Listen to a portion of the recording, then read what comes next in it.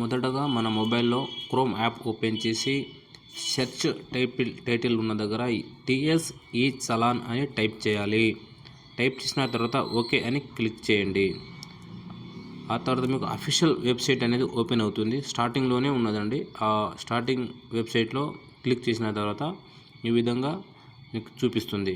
ఇక్కడ బండి నెంబర్, మన వెహికల్ నెంబర్, మనకు ఏ వెహికల్ ఉంటుందో ఆ వెహికల్ నెంబర్ మనం ఎంటర్ చేయాలి.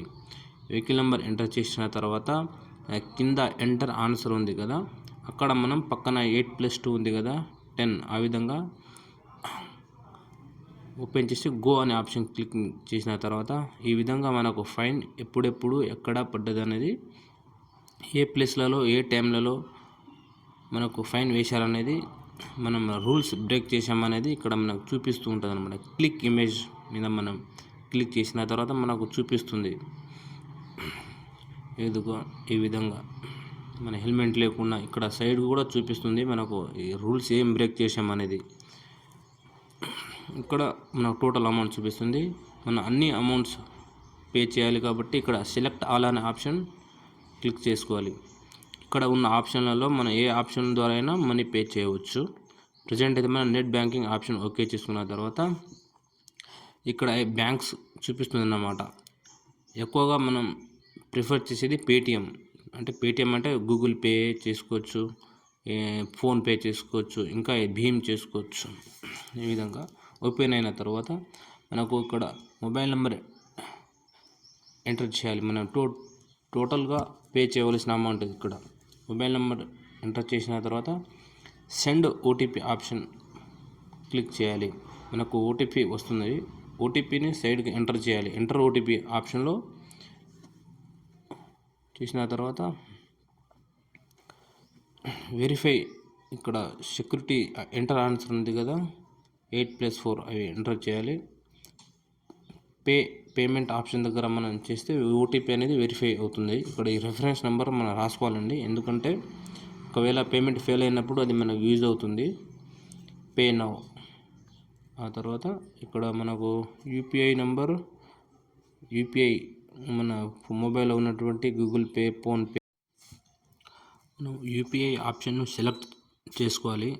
ఆ యూపీఐ మీద క్లిక్ చేసిన తర్వాత మనకు ఈ విధంగా పేజ్ ఓపెన్ అవుతుంది. సెలెక్ట్ ఏ యూపీఐ యాప్ అని మీద క్లిక్ చేస్తే మన యాప్, ఆ మొబైల్లో ఉన్నటువంటి యాప్స్ అన్నిటినీ వాళ్ళు మ్యాచ్ అవుతుందో, ఏమేమి యాప్స్ ఉన్నాయో చూస్తారనమాట. నా మొబైల్ అయితే గూగుల్ పే, పేటిఎం రెండే ఉన్నాయి కాబట్టి ఆ రెండే చూపిస్తున్నాయి.